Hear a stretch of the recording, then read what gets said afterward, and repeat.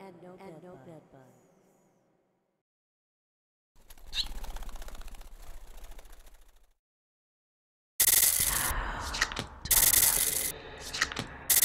Hi there, Aries. This is your weekly reading for the week of November 30th. I hope you had a wonderful holiday. Thank you for your patience while we move things over to Rita Yanez TV. I hope you've had a better Thanksgiving holiday than I did. It was like no matter what I did, it seemed that the astrology would prevail. And I had to deal with some stupid situations. So I'm hoping that it was only me. I'd rather take it from all of you guys if you had this dysfunction, even though in the astrology community, we knew that this was not going to be easy. I even went so far as to insulate myself to make sure that it didn't come near me. And it still did. It still did. And I swear to you, there were only 4 of us at the table. And it still went that way. So I'm wishing for you that things were better than they were for me. And with that said, I hope that you can smoothly slide into a much better month that December will work out to be. So, Aries, the card you've drawn for Monday is the Judgment card. This is a card that indicates that the things that are happening in your life at this time are what we consider to be unchangeable. These are just things the way they have to go. When the major arcana is involved, there is a level of understanding that there are some things in this universe that we cannot control. So, keeping in mind that these are situations beyond our ability to manipulate or change, for lack of a better word, then accepting it and moving on with your life would be the best for you. This is also a card that carries somewhat of a connotation of Judgment Day. And even though it's quite obvious that's what it looks like, it isn't really about the biblical term of Judgment Day. This isn't about people being judged according to their works, or that their histories will be read off by a flying cow or something, and decisions are made as to who goes to heaven and who goes to hell, if there was such a thing. This is just more a card that indicates that things are what they are, and you should just leave them alone. Whatever it is that the situation is that is so dramatic that this card appears on Monday, again, it's just time to make peace with it and move on. The Judgment card here coincides with a new moon, and this is a new moon in Leo.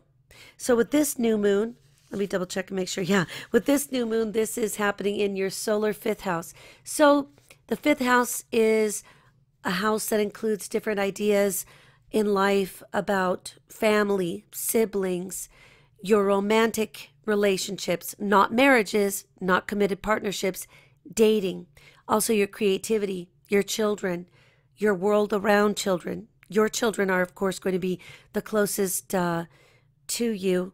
And so then we would work out from there. It could be your lover's children. And so with that said, the new moon here gives you an ability to make a fresh start. And with the Judgment card will help you see that it's okay to close a book, which is a whole section of your life, and let it go now. Don't raise it from the dead. Don't bring it up like Frankenstein. Just leave it where it is. I think sometimes what happens is, Aries, you guys are so energetic about wanting to solve problems. But while that is an amazing skill and one of the most valuable for an employer to have in an employee, it isn't really what we can use in our personal lives with our family relationships and with our personal romantic relationships, because not all situations that are broken should be fixed. Sometimes we have to break situations so that we could move through them, like divorce, sometimes parting ways with a friend that you've known forever, but you just don't share the same beliefs anymore, and you diverge, go in opposite directions. And just keep that in mind. This moon for you is helpful to make peace with whatever it is in your environment, whether it is some feelings, sensations, experiences from your early home life as represented by the bottom half of your natal and transiting chart. Or maybe this is about reconciling, I'm not a kid anymore. I realize I can wish and hope for things to be a certain way, but this is the real world. This is the reality of what life is. We can dream and hope and pray for Prince Charming to come kiss us on the lips And we might just be kissing frogs wishing they were princes. And with that said, I just want you to understand that this isn't anything in a bad way. It is trying to usher in a new stage of your life, a new phase. If you get hung up on the past, my dear, you are not going to move into the future. In fact, it's always going to be something like a ball and chain. I know what it's like to not be able to let go of the past, especially when the past has been a ball and chain that was invisible. And then when other people are trying to tie you up to this invisible past, sometimes it's almost like other people holding you down, keeping you from moving on. So only worry about yourself, your personal life, your children, your romantic life. Let everyone else handle their issues. Everyone theoretically being judged by their own actions or the works that they've done have nothing to do with you, even when we intersect. Like, it makes me think of an analogy of the objects in the sky that intersect through orbits of other planets and objects. You know, they may be crossing each other periodically, but it doesn't mean that we're going to overfocus on them because we probably have a bigger object to focus on. These orbits sometimes intersect with objects on multiple levels, and we don't really sit there and worry about how are we going to interpret each of these orbital intersections. We just decide that, hey, look, I don't have a whole lot of time to be over-focusing on some crossing minor planets. I just have to worry about the ones that are right here in front of me. If I start thinking of thousands of near-Earth objects and distant objects, we could all go crazy, right? So just let those things go. There really is no better way to put it than let things go. Let other people handle their life situations. Not everything that is broken is meant to be fixed. On Tuesday, we have the Queen of Wands in reverse, and this is a woman who could be a fire sign. This could be a person who's Aries, Leo, or Sagittarius, and it could be a woman whose effect generally is that of a fire sign or the way you perceive her. Now, the problem is that in the reverse, this is a woman who is scattered, somebody that starts a lot of projects and doesn't finish them, or she tends to be fickle in her emotions or her decisions. A person who you thought you were on the same page with before, and now you're most definitely not on the same page again. I don't believe that this is a first-time encounter with this person. This might be somebody very close to you, like your wife, your sister, your mother, your cousin.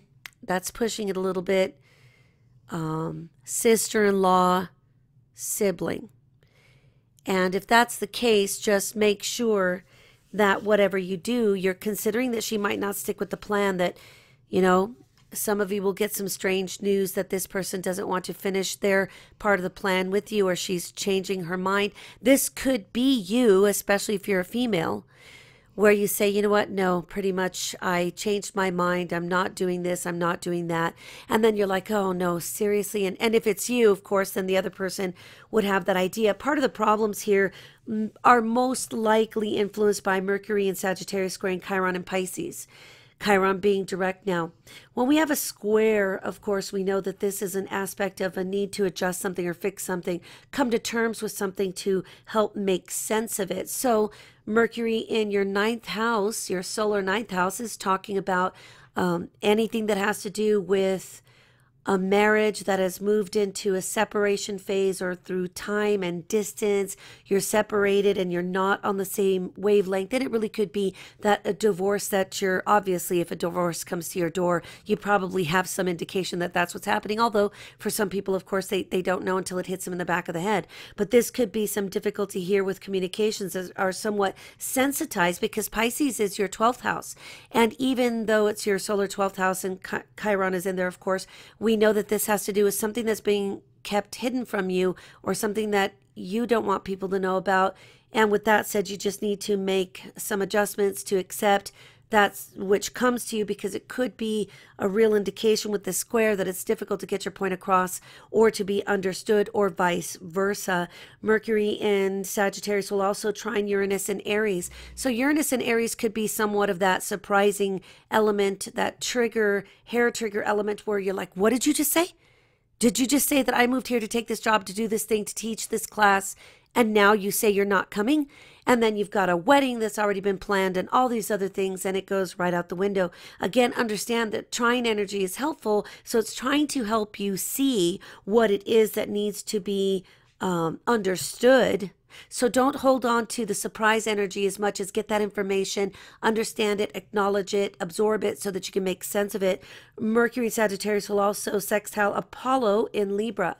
So we need to make sure that this relationship, if you do have a committed relationship, a marriage, a partnership, it could be a business partnership, a relationship with somebody very close to you, that this is a situation where maybe some adjustments need to be made. Maybe there's an opportunity here to help you cope with that square energy by this person who's your committed partner, your business partner, your wife, whatever. Some things could be worked out here, obviously. And the sun in Sagittarius, sextile Ceres in Aquarius is giving us the idea that maybe there are some friends that can help you get through this. But remember, it's up to you to walk through your path. And even if we walk alongside you to make sure that you're safe, you really are on a path that needs to be walked alone. If you don't go through this, it's like, when will you go for it? No matter what, when we need to learn lessons, they will appear to us in different ways, in different forms, under different circumstances, in different guises. So it's best to just deal with it and move forward. On Wednesday, we have the Six of Pentacles in reverse, and this is a card that indicates that there is somehow a feeling that the universe is not treating you fairly, or that there is some connection to a karmic situation that is playing out in a way that you don't really understand. That's okay, as long as you don't overinvest yourself emotionally in this, or become too attached to whatever the outcome is that you want. You're going to be just fine. Mercury in Sagittarius is opposing Psyche and Gemini. And again, we need to make sure that what we're communicating to those close to us are hearing us. So you may need to use, like a term I used today, use simple words.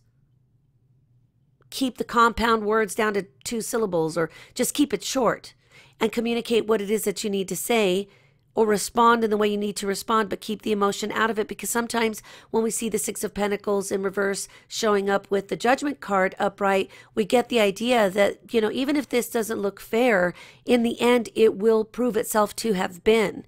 And with that said, just remember that even if you don't like a current situation, or it really involves some payback from somebody who owes you money and you're never going to see it again, or that you feel like, what are you talking about? I'm way over here. My wife and family are in Europe, and now they're not going to show up at the same time. Well, but just accept it and move on, because it isn't something that needs to be dwelled on. Most certainly it won't be more easily corrected if you dwell on it, or if you over emote about it. On Thursday, the card that you've drawn here is the Five of Pentacles in reverse. And this is a card that indicates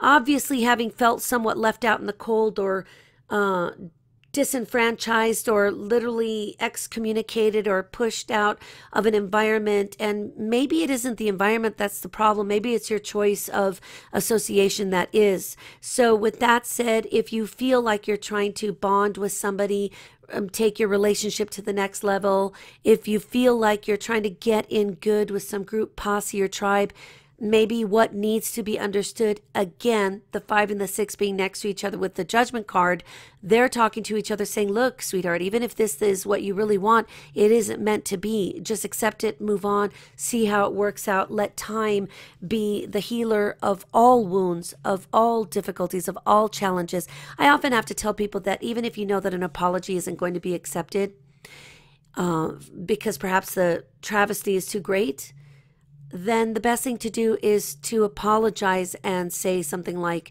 even if you can't accept my apology right now, I want you to know that I'm giving you this apology because I never would have meant to hurt you. And maybe that's something that you need to hear from somebody else as well.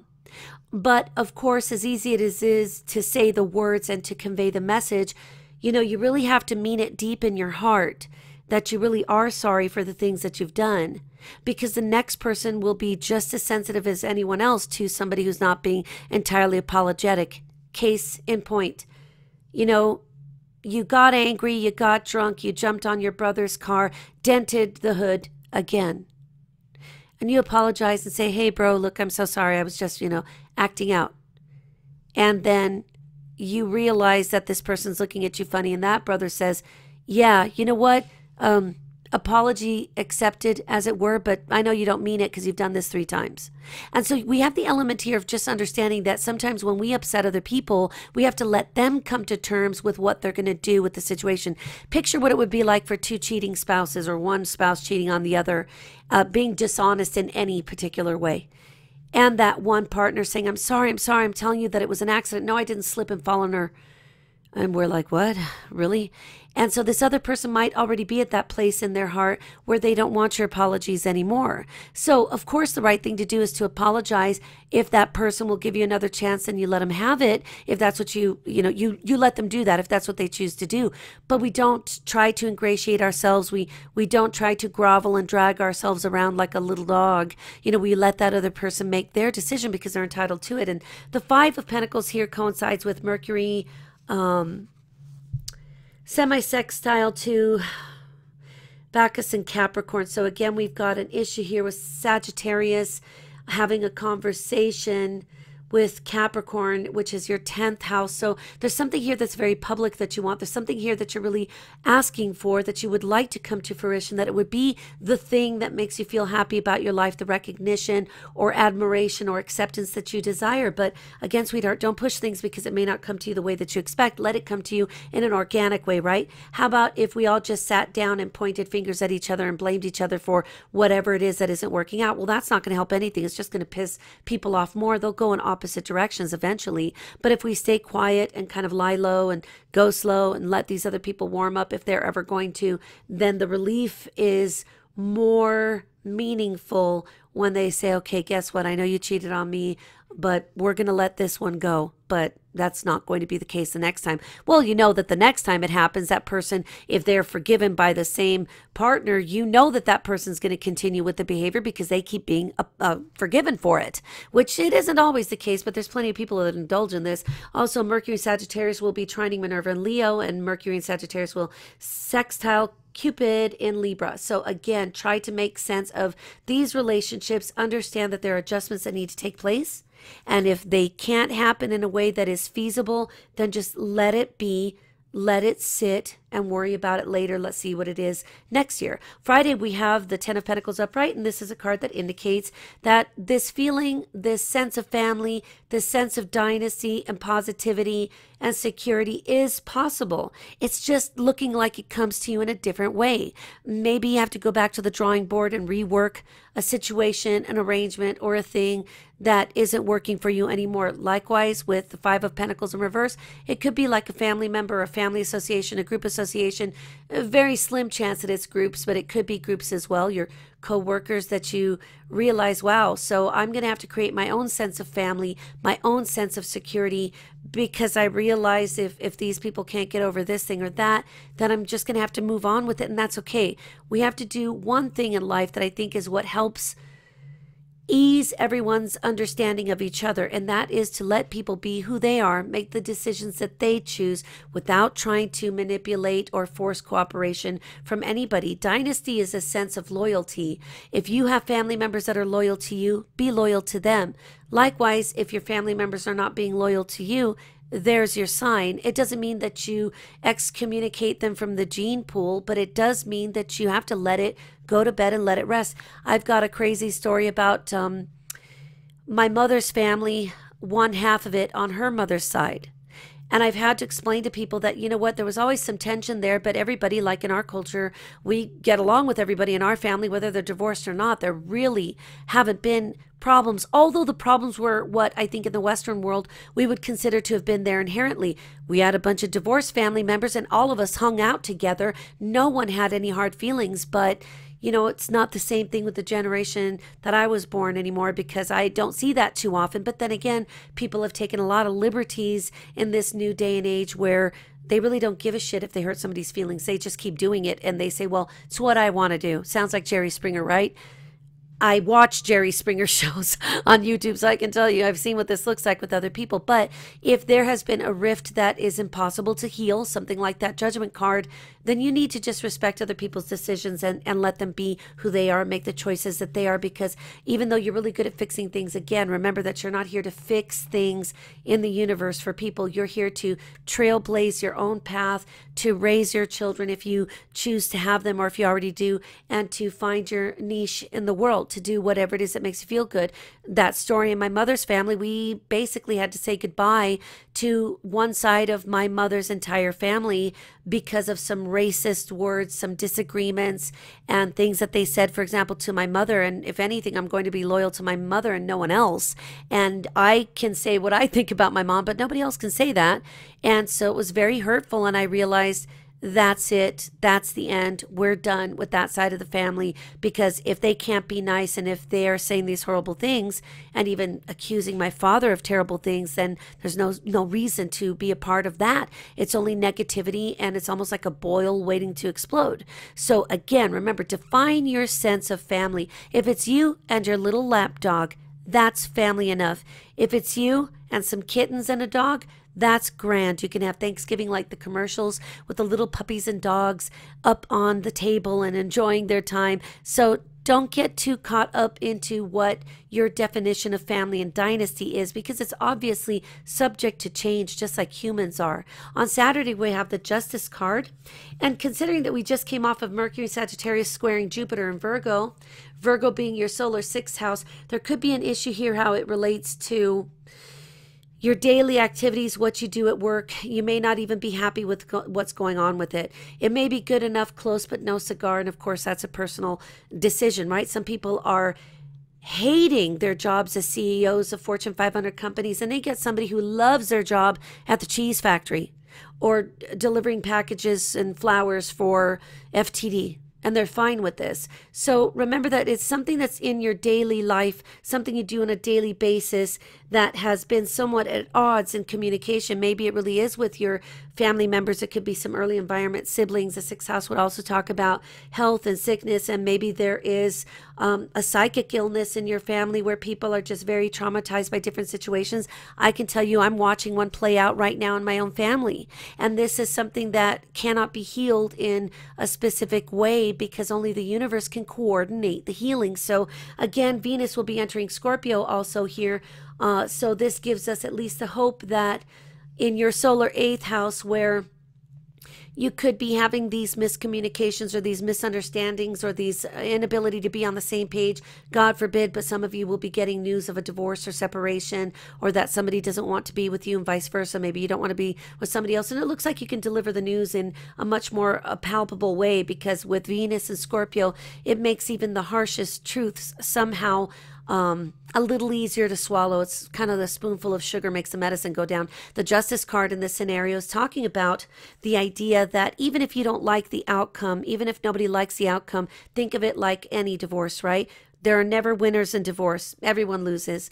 If people can be safe, sane, civilized, then of course it's not as bad as it could be. And you know, I could tell you more crazy stories about my own family. I'm only first generation born, so I've got stories about family members that very much like the Italians, Cubans, you know, we're able to see things for what they are and we can forgive each other. But then if somebody crosses us, the entire clan is not going to forgive this person. It's probably the most amazing excommunication you'd ever hope to see if you see it happening with a Cuban, an Italian, and I'm going to throw one more in there for you, an Irish person. Let me tell you, it is the same thing. So remember that the Justice card says that these things are fair, even if you don't like the result right now, even if you don't like the way you're treated at work and simply your only focus in life because you don't have a wife or husband, you don't have kids, you don't have a partner, you don't have pets, whatever. At least in this case, I can guarantee you that even if you get some kind of news about a health issue or anything else ruled by the sixth house, that it's probably safe to assume that you don't need many more opinions, or that it is what it is and it's time to just accept the verdict and move on. On Sunday, we have the Fool card, and the Fool is great because it indicates that a sense of naivete, if not renewal, is in place here. I think that this is a great sign for you, Aries, because it indicates that you can now walk away, move forward from the issues that have been plaguing you in recent years, of course, which are wrapping themselves up now with Saturn's tour of Sagittarius and out of your 8th house. There's no denying you've been through some difficult times, and that will coincide with the Sun in Sagittarius, sextile Mars in Libra, which of course could give some energy and persuasion to move the relationship forward, put it back on the tracks. And I do admit that it could be as somebody else comes at you and will probably have a message that maybe you don't appreciate. With that said, remember that the Sun in Sagittarius will make things exceptionally clear. So if you're going to be told that your wife or your husband is wanting a separation and you see where this is going, don't fight it, just go with it. Sun in Sagittarius also is going to semi-sextile, I believe. Let me double check it. I think it's a semi-sextile. Yeah, it will semi-sextile Pluto and Capricorn. So if ever there was information that you needed to know, maybe the realism, the real advice about your job, or the information that you didn't notice before, it will be easier for you to get a hold of. In fact, Pluto really does help us out a lot by getting us to understand different situations and to see them in a new light. It really is a very helpful adjustment energy. So you might be getting some news and realizing, oh, okay, so I was promised a bonus and I see I'm not going to get it. So if that's the case, then just deal with it, because there's no sense in trying to dig it back up. There might not be another opportunity, at least this year, to try to work with it. When Mercury in Sagittarius squares Hygeia and Virgo, that being your 6th house again, there's a difficulty here with some daily activity, the job, the health, the interactions, the pets. It could be the pets even, and really just something that happens that has something to do with your 5th house naturally, with that new moon in place firmly here, and that you are somehow at odds with your spouse or the children